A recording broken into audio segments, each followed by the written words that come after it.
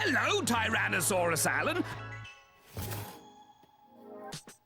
Hello everybody and welcome back to another figure review. We are once again taking a look at the Hammond Collection series here with the Allosaurus, which is a figure I was looking forward to getting, and I'm glad that they had plenty in stock. I also got this on sale, $25, because you know the Target has a few sales from time to time, and this was part of that sale, so very happy and glad that I was able to get this one. Tried to look at the paint job, you know, because window, but you know, you can't really see the entire body or the other side of the body, because some people have had issues with this particular dinosaur, mentioning that some of the paint job isn't on the other side, and we'll take a look at that. But yeah, funny that it also just show this side of the figure. But yeah, there's a Hammond Collection. There's a figure in the sort of 3D render posing, very cool. And then these are other figures which we've reviewed, the Atrociraptor, Triceratops. I'm not too worried about getting this guy over here, and he doesn't really fit in with the rest of the collection, but I don't know, that's just me. Battle of Big Rock, that's what this one is based on, and if you don't know what that is, it is a short, a Jurassic World short, where the Allosaurus makes an appearance, and it basically terrorizes the campers that are staying the night there. Pretty cool short, if I do say so myself. I really enjoyed it, so if you guys want to take a look at it, you guys can. But with that being said, we're gonna slice this guy open. Hopefully I did it the right way. And there we go, we have a tray. Again, we have a nice sort of bright amber colors for the background there. You have a detached tail, and you have all of these things that you have to cut. So let me cut them, and then we'll assemble him. Man, I keep saying they need to just stop using this. It is so annoying to get those out, but with some patience and whatnot, you can cut through them. But yeah, I don't know, they just get everywhere once you do cut them, and it's very annoying to clean up afterwards. But we have a figure, we have a dinosaur, and so far I don't see any paint issues with mine. But anyway, let's put his tail. You have a giant hole there, pretty much match the shape, and you should hear it click in there. Is that in? It feels to go in. Is it coming back out? And it's not. So that is nice and sturdy in there now. Yeah, and he's gonna be a big boy. He's gonna be hitting the Haslab back there with the tail, which is nice. I mean, you know, body to tail length is, I like that they're deciding to put longer tails and not making feet as big, like they did with other figures. But yeah, I like that they're starting to make longer tails for that nice balance. But yeah, I'm just, you know, breaking some of the articulation in, and yeah, I'm not seeing that discrepancy that people were mentioning with this guy. I mean, this is how he came out of the box, so you can see that side there. Paint wise, he's looking pretty good. I do like the paint job for this guy. And then on this side, yeah, seems okay for the most part. I don't remember which part exactly people were complaining about, but you have the neck there, which you guys can't see because I'm not seeing anything too noticeable that you know, screams at me like, oh, they missed this paint here, which I think it was at the arms. I think some reviewers said that their arm was painted, but not on this side. And I mean, there's no issues for me here. So maybe I got lucky, I don't know, because I saw multiple people saying that that was an issue. But I'm not seeing that with mine. It looks fantastic though. I mean, I'm talking about paint job, but sculpt wise, if we get in there, he looks just amazing. There's the head sculpt, the teeth don't look cartoony or thick or anything. Nice razor sharp teeth. Looking at the other teeth at the bottom there, very nice. You have these sort of spikes. You have his iconic eye crests or horns, whatever you want to call them. It looks very cool. I do like the design of Allosaurus in Jurassic World. It's just unique, you know. You have the osteoderms, which, you know, is debatable whether they had them or not, you know, but that's just a Jurassic World thing at this point. It's adding osteoderms, but yeah, all the spikes run all across the tail. And here's where it sucks, because it just sort of stops. There's no like fade away at the tip of the tail, so that's a bit unfortunate. But I will say they matched, you know, from the tail to the body. Usually you can see a huge difference in like color and stuff like that. But here, it kind of matches it a lot more closely. This is slightly darker, you know, from my own eyesight. But yeah, I'm pretty happy that they were able to match that pretty closely. But you have more wrinkles and stuff all the way down to the feet, more sculpting going, and yeah, the nails are painted, which is very nice to see. Even the nails are painted, so that's very cool. Yeah, there's the bottom if you really care, bottom of the feet. And yeah, here's the side again. And I got this one because he had a little bit more of red going over the eye here. The other ones, however, looked more like this side where the red was just sort of there. So this was the only one with like extra paint going up over the eye, which I kind of like, you know, gives it a little more personality. But yeah, or is it sort of like, I guess you could call it a wash, of like whitewash over the scales there. So there's some nice variety of color going in there. There's the tongue, but yeah, it just looks very cool. And he does have that glass eye that, you know, once you move around, the eye is gonna move with you, sort of looking at you.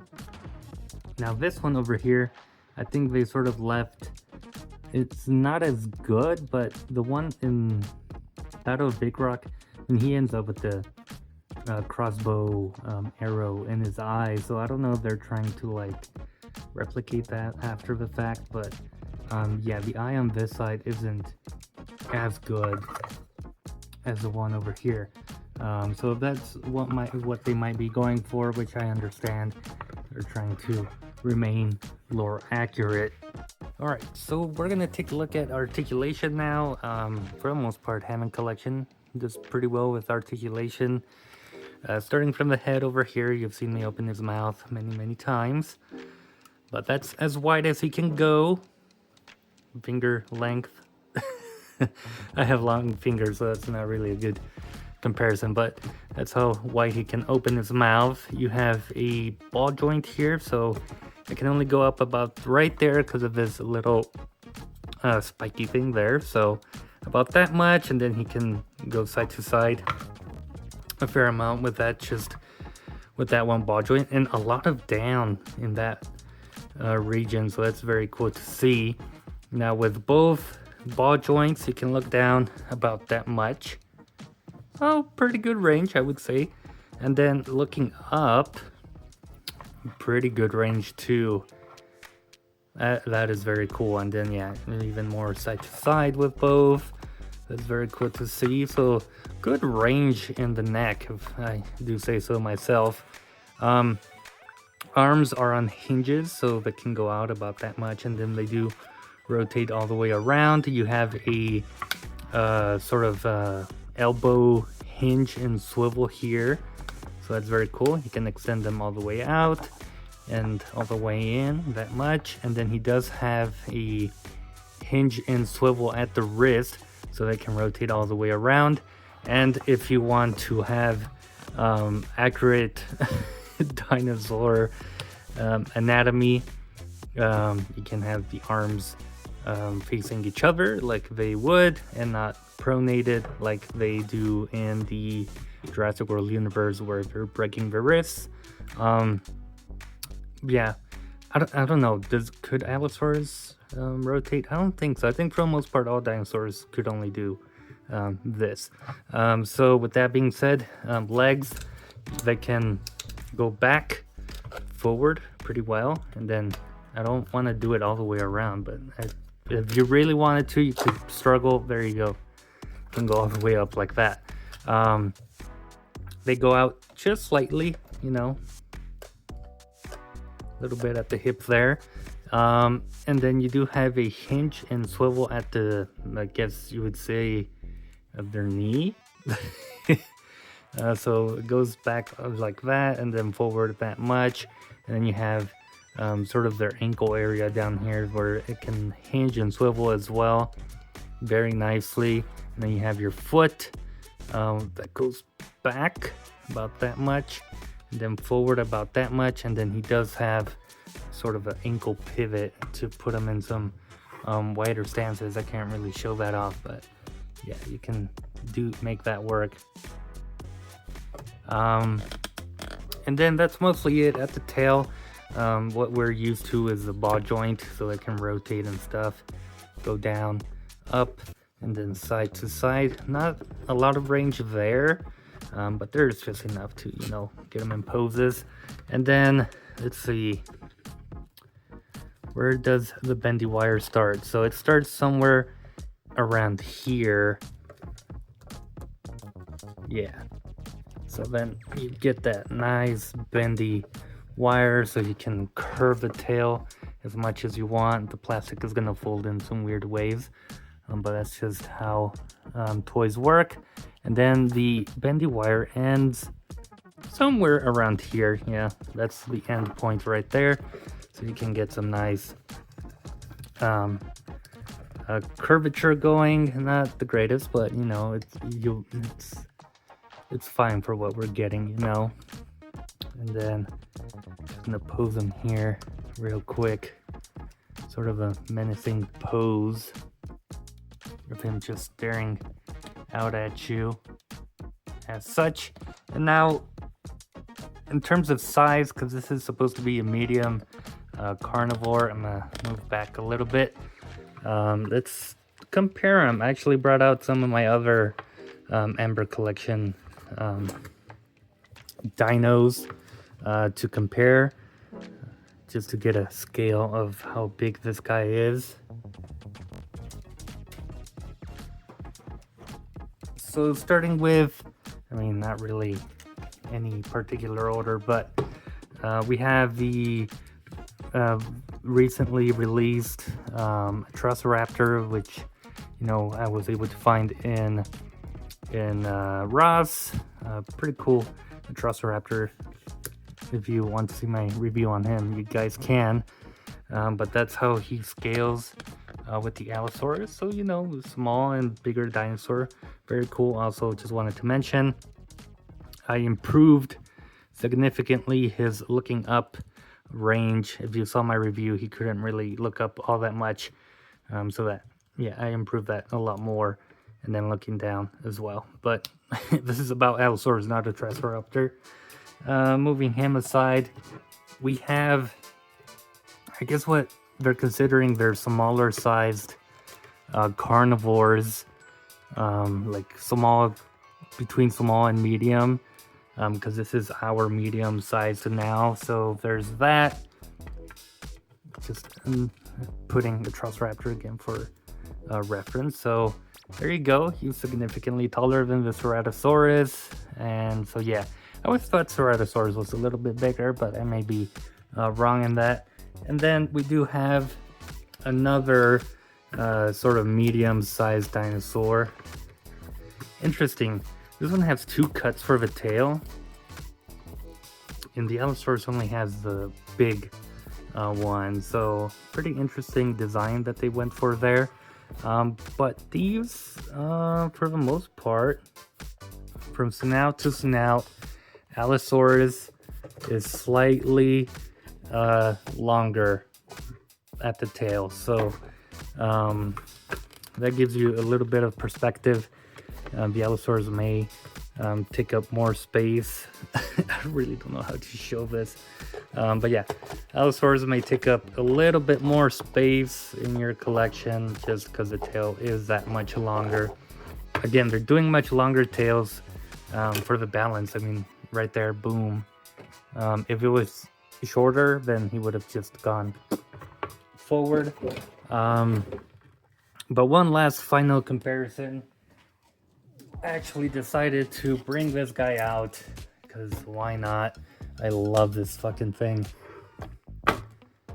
Giga Nodosaurus, which is still a pain in the ass to pose and make him stand, but he's not even in frame. But that's about how big he is. I mean, he is significantly shorter, and even the Giga's like kind of crouched down a bit, but that's how big they are. I mean, you can see how much bigger the tail is for the Giga. This thing is just massive, man. I don't know how I'm able to display him, but yep, that about shows off the scale between the Allosaurus and the Giga. Again, I love that thing, but this one also looks amazing in its own right. And like I mentioned, I do like the Jurassic World design for the Allosaurus. Zooming back in over here to the Allo. And if you're wondering how he scales with the G.I. Joe figure, because this is supposed to scale with 3/4 inch figures, that's about how big it is compared to the G.I. Joe, sort of a human character. So we're gonna have him nibbling him. But yeah, very cool dinosaur. I'm very happy that I was able to get him. You know, just again, the design for it is very cool, and it's the one from Battle of Big Rock, which is a lot of people were happy with the design that they saw there, and not the other one that we saw in Fallen Kingdom that died very tragically.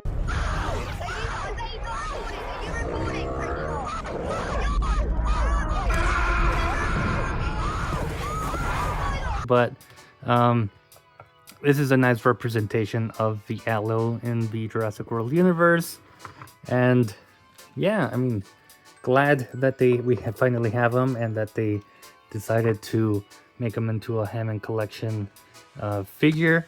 I'm excited to see how they do the Stegosaurus, whether they do the Lost World or Jurassic World. I'm hoping they do the Lost World design because that's my favorite, and it'll go nicely with the Allosaurus, who are historically accurate, you know, in terms of time period and which dinosaurs sort of saw each other. So I'm excited for that. Excited for that Spinosaurus that they announced. So a lot of good stuff coming to the Hammond Collection, and this is one of them. Very happy that he went on sale and that they did have him at Targets. But that does it for me. I hope you guys enjoyed it, and I'll see you guys in a future video.